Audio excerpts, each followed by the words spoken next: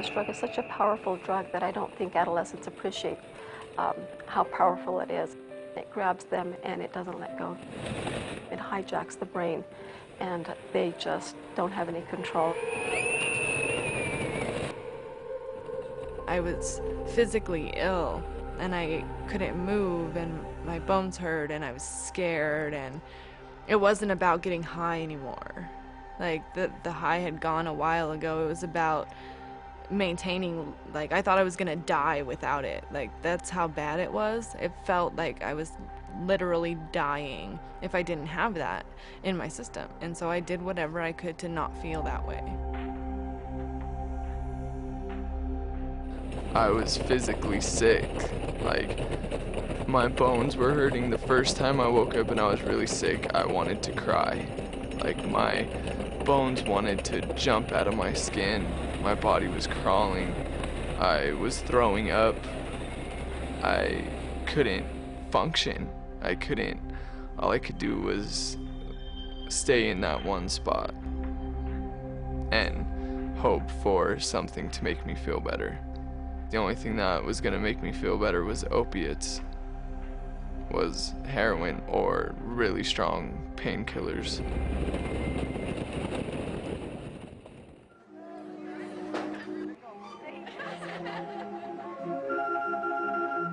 I used to be a very good kid, straight A student. I was an athlete, football player, and wrestler.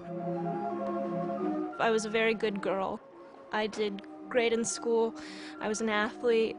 I was a good kid. I was always an overachiever, great in school, great at athletics. In high school, drugs weren't really an issue with the crowd that I hung out with.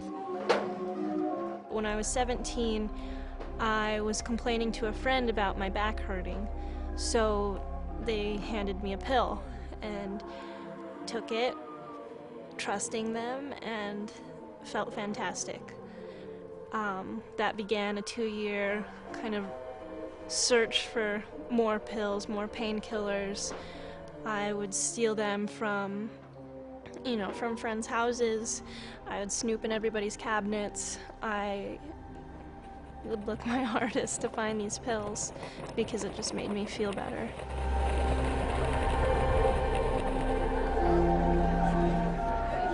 I can see it in some of the students I coach, but I couldn't see it in my own kid.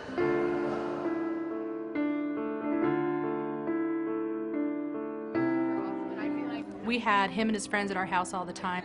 I chose my career to stay at home. The kids were always at our house. We traveled all over with baseball. You know, we were very involved parents.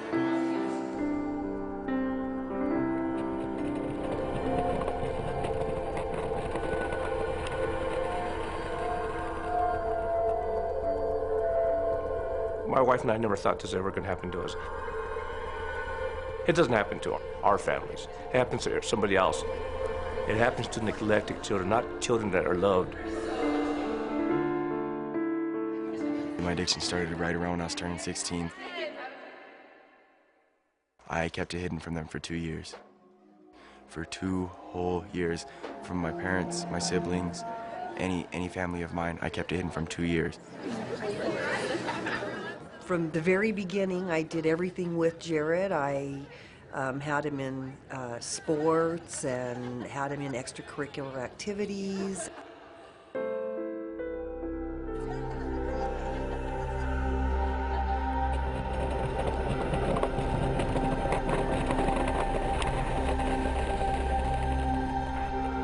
It was so easy to hide. I had this little jewelry box that I kept them in. I would steal quite a bit at a time and keep them in that jewelry box. Nobody suspected me, ever. We were good parents. We were involved, we talked, I told Michael and my daughter at a young age, don't do drugs, don't do drugs. You know, they're bad for you, don't do drugs.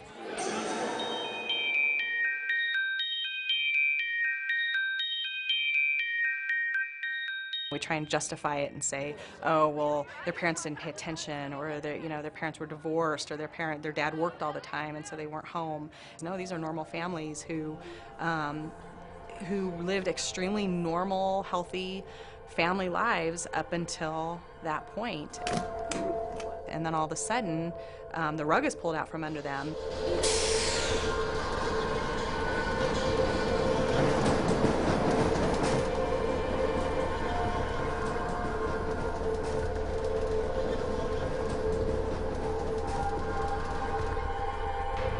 He broke both collarbones, one playing football, one doing wrestling. So for all of those injuries, he received narcotics for the pain. And he had told me one time that he liked the way they made him feel. He liked the way that the opiate pain reliever made him feel. One person can use a drug and never have a problem. Another person can use a drug once and become dependent upon it very quickly. One person might use a drug and have an immediate physiological reaction that could lead to overdose or death, and another person might not. Now, not everyone who takes pain pills will become addicted, but often it's a kid who sprains their ankle from a skateboard injury and ends up in the ER and is prescribed 20 Vicodin and then ends up really liking them and wanting more. And it's hard to predict who those patients will be. I had a surgery on my mouth when I was like 15, and that was the first time I took painkillers, and it very quickly became my drug of choice. We were surprised when we looked at the database that the #1 prescriber of opiate analgesics were dentists. And in fact, they continue to be the #1 prescriber for young people, or adolescents and young adults. That's the scare factor, I think, for parents, is not being able to identify things that they could do differently in order to keep their kids from choosing this path. I got started using opiates with one of my friends. We were cruising downtown and she went and bought some. She told me to try it. I ended up trying it. 70% of people aged 12 and older who took a prescription drug for non-medical purposes last year got them from a friend or a relative. 70%. 90% of my drugs were given to me because if you're a pretty girl, you can get a lot. So I didn't really have to pay for my drugs until I got into the harder drugs, and then I had to do what I had to do to get that. When he used the first time, he was at a party and everybody else was doing it, and he was told it's not addictive if you smoke it. I mean, he was told all these things that kids believe, and then before they know it, when they're addicted to it, it's too late. Someone handed him an OxyContin pill, him and his friends, and he said, try this. And apparently they all tried it, and Michael instantly liked it. He just said, wow, you know, I like this. When I started doing it, you know, I was like, oh, I see why you do this, you know, I mean, it really makes you feel like you can do anything. You're the king of the world. Nothing can stop you. No problems, no worries. Life is perfect. The more you take, even in 10 to 14 days, it starts to cause chemical and even some anatomical changes in the brain. We don't live in a society where it's drug-free. It's quite the opposite. Kids are exposed to a tremendous amount of triggers and opportunities, and they're in an age of exploration. Developmentally, they're curious, they want to know, and they may experiment a little bit, and I mean, they can come to addiction from any number of angles. But it's never intentional. They never set out to hurt their family. They never set out to cause problems, and they most certainly never set out to be addicted. I remember this one time I was on my way to a friend's house, and I knew that they had some painkillers at their house. And I parked my car, and I just started sobbing because I knew that no matter how much I didn't want to use these pills, I knew that when I went there and when I got the chance, I was gonna go find them and I was gonna go take them. it was just a moment of utter desperation and I was just lost, scared. When I started doing heroin, I dropped off the face of the planet. I didn't talk to any friends. The only people I talked to were the people that I used with, because I wasn't concerned about anything else. I didn't care about my friends. I didn't care if they cared about me. All I cared about was getting high. For a while I had a job. For a while I maintained, but eventually I got fired from every job for stealing or for doing unethical conduct while on the job. And then I collected unemployment for a while. When the money ran out, I slept with my drug dealer a lot of times, stole money from other people, panhandled. I did a lot of things that you wouldn't want to do, but I didn't want to be sick, so I did everything I had to.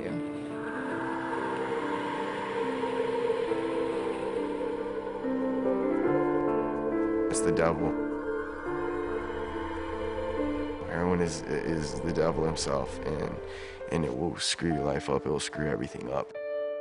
It will ruin the lives of those around you, even those who don't do it. It burns and destroys everything in its path. As a parent, you're in denial. My child's not broken. It was about 7 months before I knew that he was on heroin from the time that he started using. Watch the people he hangs out with, because as soon as they become an addict, their childhood friends or close friends are no longer hanging out. Well, the isolating himself, the wanting to be gone constantly, never wanting to be at home, never wanting to be with the family. Actually, there was a few times that we found foil, and I didn't know what foil was. I didn't know what he would possibly be using it for. Spoons went missing in our house. On the door frame, we would see black marks. But, I didn't put two and two together. I didn't know. His personality changed.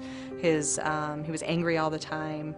His sleep patterns changed. His eating patterns changed. He was disappearing for hours at a time. We couldn't find him. He was a very good student, very good grades, and then all of a sudden he had no interest in school.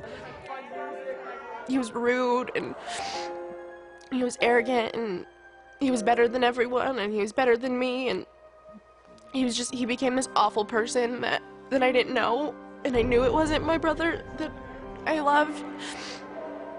He had a sports injury, and he was prescribed OxyContin for the injury. And come to find sometime later, he was able to refill the OxyContin twice without my permission. They're very important, life-saving medications for people in pain. But we got too many of them, I think, floating around there for some of the wrong reasons. From 2000 to 2009, over a 10-year period, the number of prescriptions for opiates went up about 50%. The amount of opiate went up about 300%.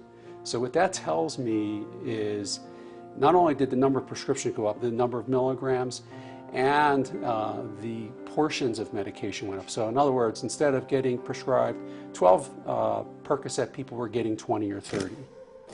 And this became the trend. When I was a surgery resident, I was taught to overprescribe medication because we didn't want phone calls. It's coming out of our medicine cabinets. It's coming out of grandma's medicine cabinet, coming out of your parents' medicine cabinet. Big real estate issue. People making appointments, going to see houses that are up for sale and going through medicine cabinets. He was getting to go to the big high school that he wanted to.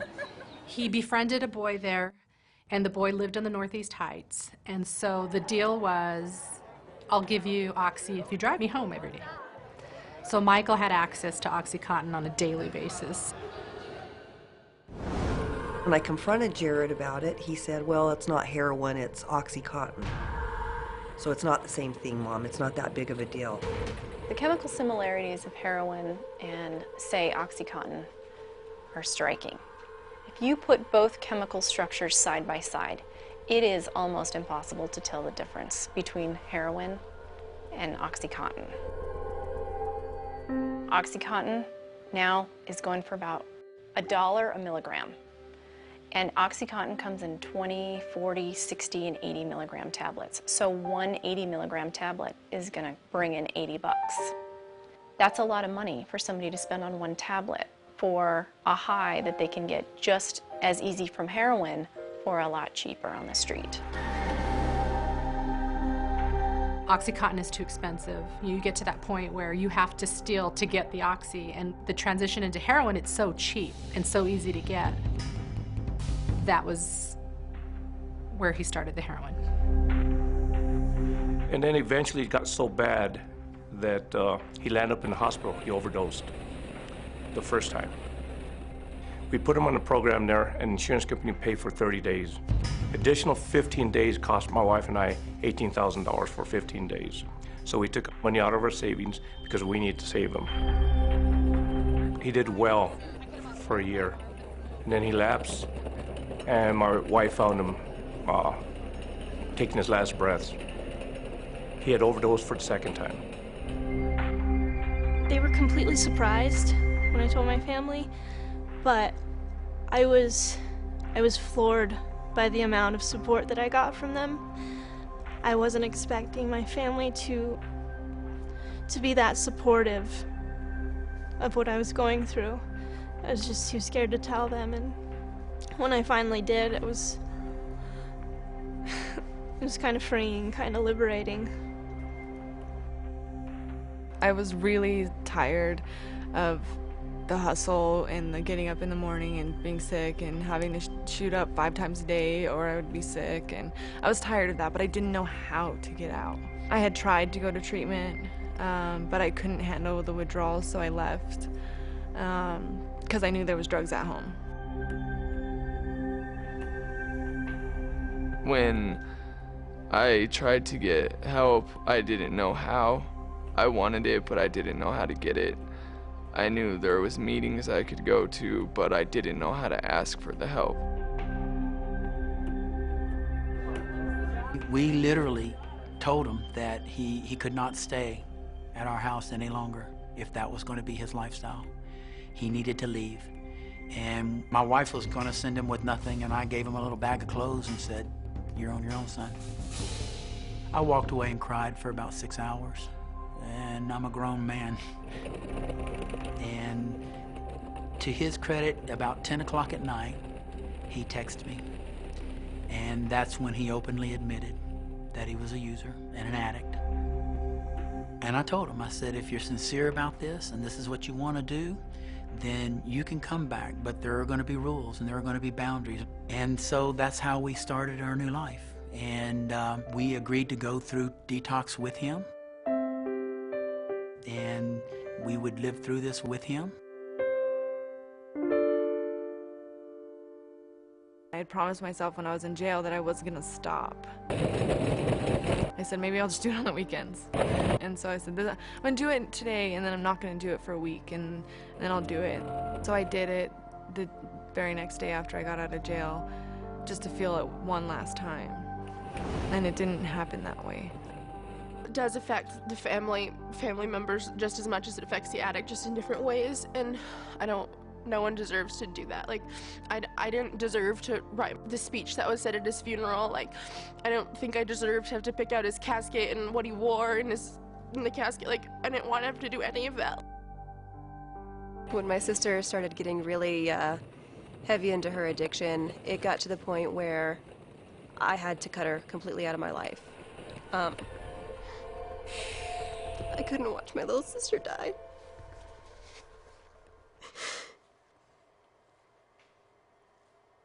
So I just had to look away because it was too hard. It was just too hard to watch her do that to herself. It's destroyed my family. My dad is so brokenhearted. My mom is torn up about it. It just gets to a point where you're at a loss of what you can do anymore.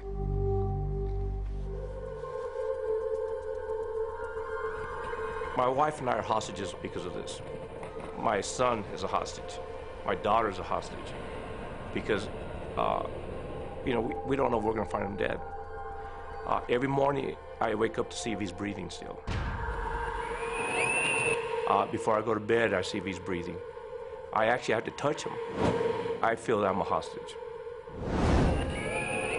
You think when you get your child help the first time that you're done. Oh, they're done, he's over with, not knowing at the time that it's a lifelong battle. You send them off to college and you think, it's over. So then when the first relapse happens, you know, reality really slaps you in the face. When the second relapse happens, you know, again, you're naive to think a 30-day inpatient has cured your child. You don't think. You don't even have time to think. You just jump into what's my next plan. And there was always the next plan. And, you know, I used to joke, plan A, plan B, plan C. I had a plan D, you know, when the night Michael died, because I knew he was still struggling.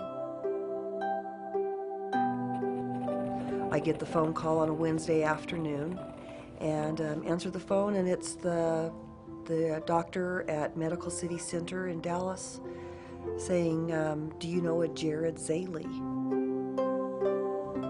And I said, yes, I'm his mother. And he says, well, he had an overdose. You need to come to Dallas immediately. So we sat there for 3 days as he was on a ventilator waiting for organ donors, because he had it on his driver's license that he wanted to be an organ donor. So through the tragedy, he did end up saving 3 people's lives. So we found some kind of comfort in that. But it was horrific. Worst nightmare anyone could ever go through.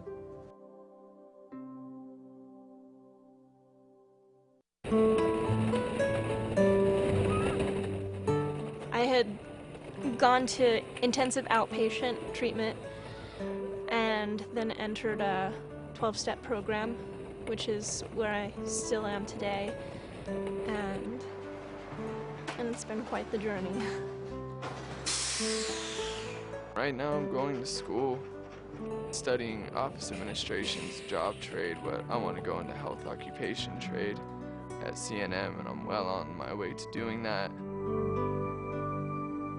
I have a job and I work really hard to just live, you know, as an adult. I have my own place to live and I have a car.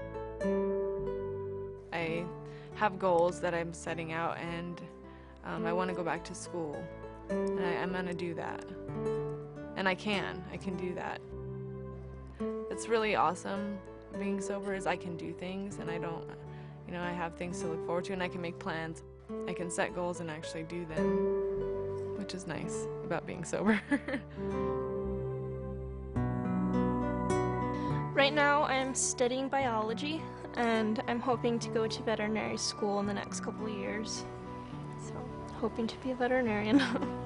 It was the childhood dream that I pushed aside when I started using and never really let go as much as I pushed it away, but when I got clean, it was, you know, nothing's gonna stop me.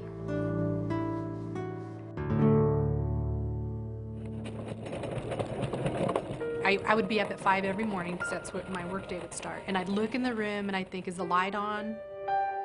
You listen for a second, can you hear him breathing? Is he asleep? And you do that. You know, the whole time they're struggling, if the door is open, you get that instant, okay, he's okay. Or you hear them move around. And he died 7 months ago and you still have that. You know, I automatically look at his room to see if there's lights on under the crack of the door. So, I don't know when that'll go away. For somebody else that wants to do it, it's hard. The only thing I could do for that person is tell them, like, this is what I did. I thought it couldn't happen to me. This is what happened. This is what happened to me. This is what will happen to you. And there's no way around it. There's no way of it not happening, so it's gonna happen. In my mind, every now and then I still think I still think I can do it. And that's hard because I know I can't, but my mind is just telling me something different. My addiction is constantly coming out in different ways, and it's trying to kill me. No matter how well I'm doing, my addiction is always going to be there, trying to get me to use again, trying to kill me. Here are people that are your peers that are saying this, that have gone through this, that are saying this could happen. Now you have no excuses. You have the information. If you make this decision, you're fully aware of these consequences. Do not make this decision lightly.